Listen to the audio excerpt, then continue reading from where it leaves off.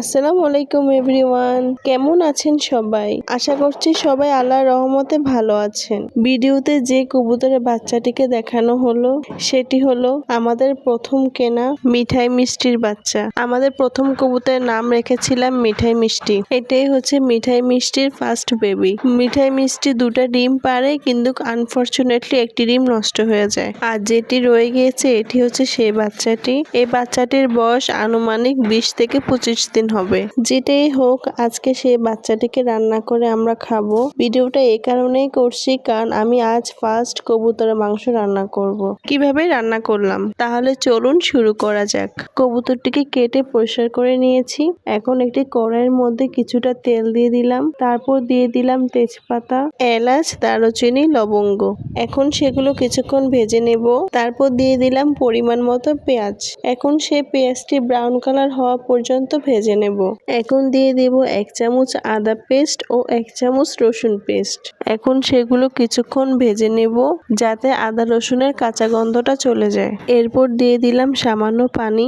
এখন সেগুলোকে পানির সাথে ভালোভাবে মিশিয়ে নিলাম। পানির বলক চলে আসলে এর মধ্যে দিয়ে দিলাম 1 চামচ হলুদ গুঁড়ো, 2 চামচ মরিচ গুঁড়ো, 1 চামচ জিরা গুঁড়ো, 1 চামচ রাঁধুনি মশলা। এখন সবগুলো গুঁড়ো মশলা ভালোভাবে কষে নেব।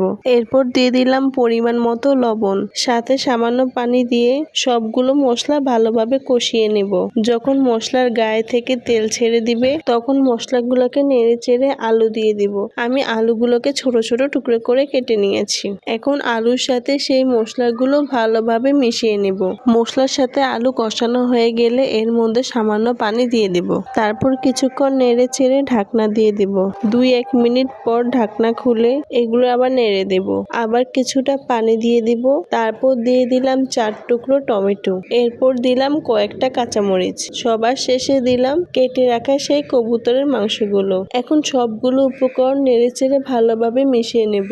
এখন আবার ঢাকনা দিয়ে ঢেকে দেব। মাংস থেকে এভাবে পানি ছেড়ে দিয়েছে। এখন একটু নেড়ে চেড়ে দিলাম, আবার ঢাকনা দিয়ে ঢেকে দিলাম। এখন ঢাকনা খুলে দিয়ে দিলাম পরিমাণ মতো পানি। এখন আবার কিছুক্ষণ নেড়ে দিব, তারপর আবার ঢাকনা দিয়ে দিব। ঢাকনা খুলে এখন দিয়ে দিলাম কিছুটা গরম মশলা। এখন সেই গরম মশলার সাথে সবগুলো উপকরণ ভালোভাবে মিশিয়ে নেব।